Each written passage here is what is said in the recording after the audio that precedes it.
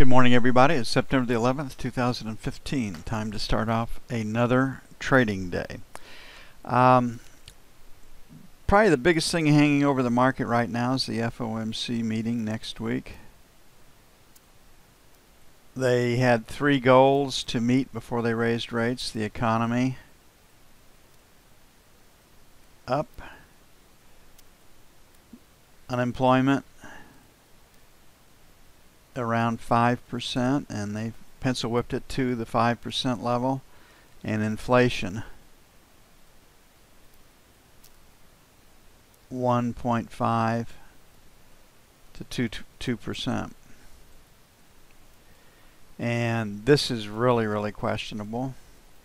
We know how they got to 5%, and inflation as of late is showing it's disappearing pretty quickly. So the big number today is going to be PPI. It is the forerunner. It's called at minus 0.2, so if it comes in at 0.2 or lower than that, the Fed's rationale based on inflation for raising rates next week will be tabled, or at least delayed.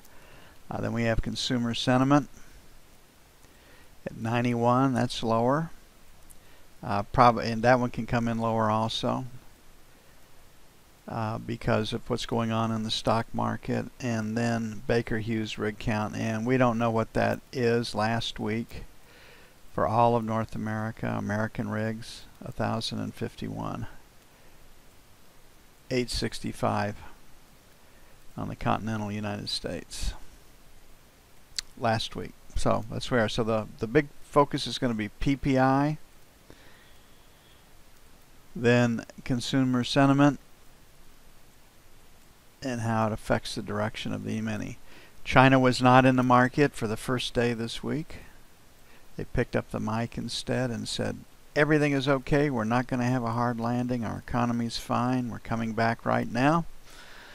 Come on, guys, believe us. So here we sit. We've got resistance at 12 to 16. So our sell's 11 to 15. That's where resistance is. No magic there. Then 19 to 23 for sell 2. On the buy side, 1 to 5. And 25 to 29. Typically after an auction, the market moves sideways. So that would have us a seller into 16 and would have us a buyer into 127 even. We're going to go ahead and play for that. And hopefully we'll be right.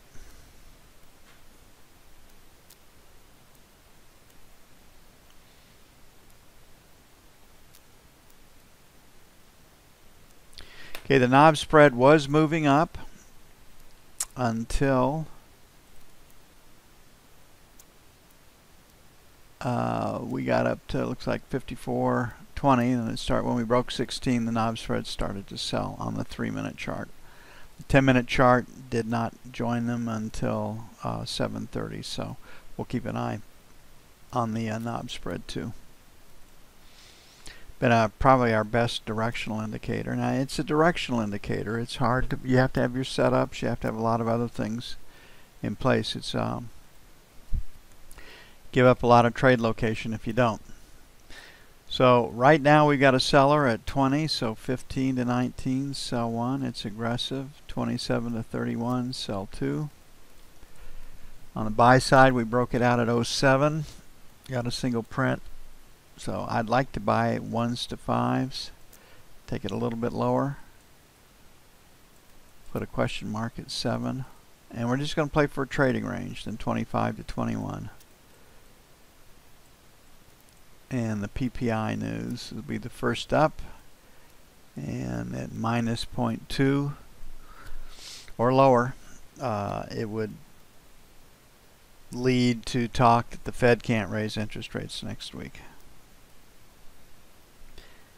and would bring support in for both the stock market and treasuries.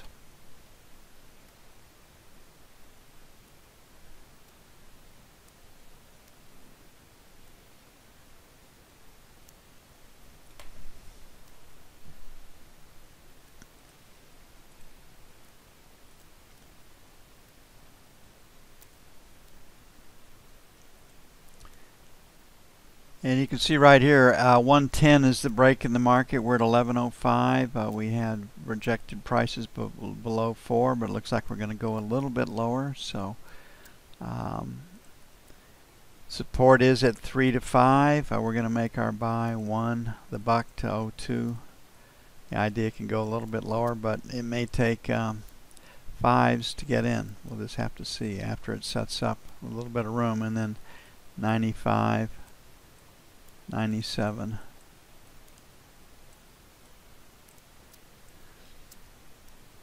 On the sell side, 8 to 10. Last rotate up was 7. 7 could hold, and then 12 to 14.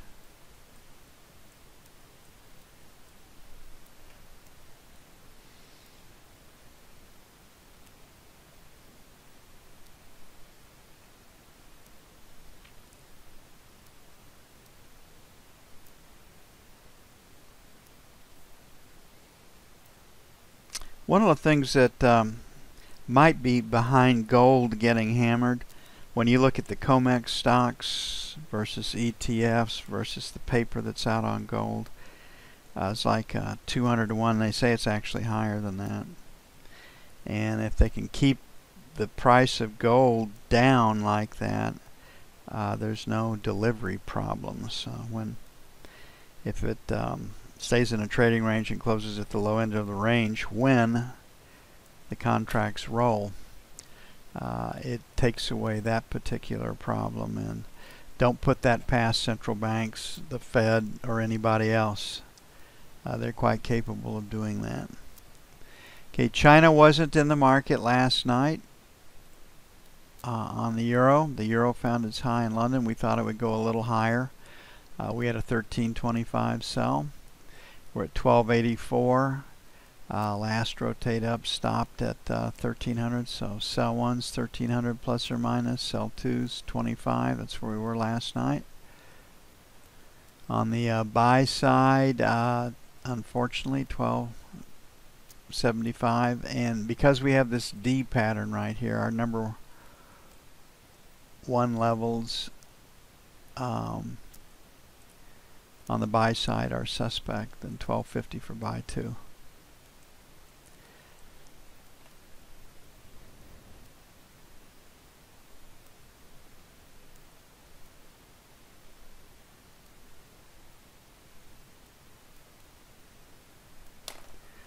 Looking at crude, Iran is sending troops to Syria to go side by side with the Russians. So Syria is an Iranian client state, and the mess in the Middle East continues to get worse. Syria is not a big oil producer one way or the other. Turkey is attacking the Kurds, so Turkey is indirectly helping ISIS. It's this amazing mess that has been created by the United States in the Middle East. There's just no doubt about it. The meddling, this selling of weapons, this training of ISIS in Syria, I mean, just all sorts of stuff just turns your stomach. But our best and brightest aren't too damn smart when you get right down to it. I have a very close family member who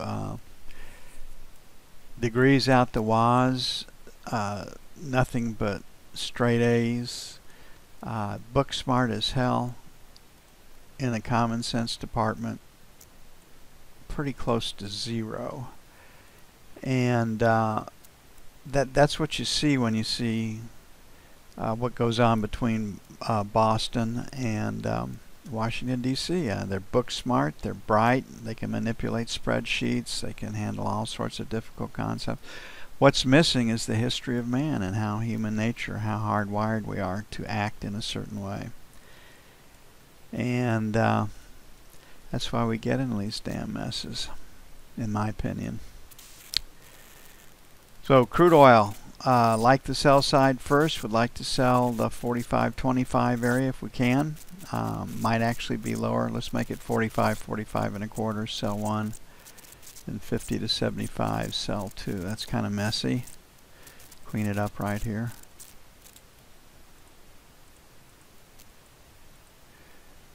And on the buy side, I'm going to lower it. I'm going to make 44 1/4, 50 by 1, and then 44, 43, 40, 75 by 2.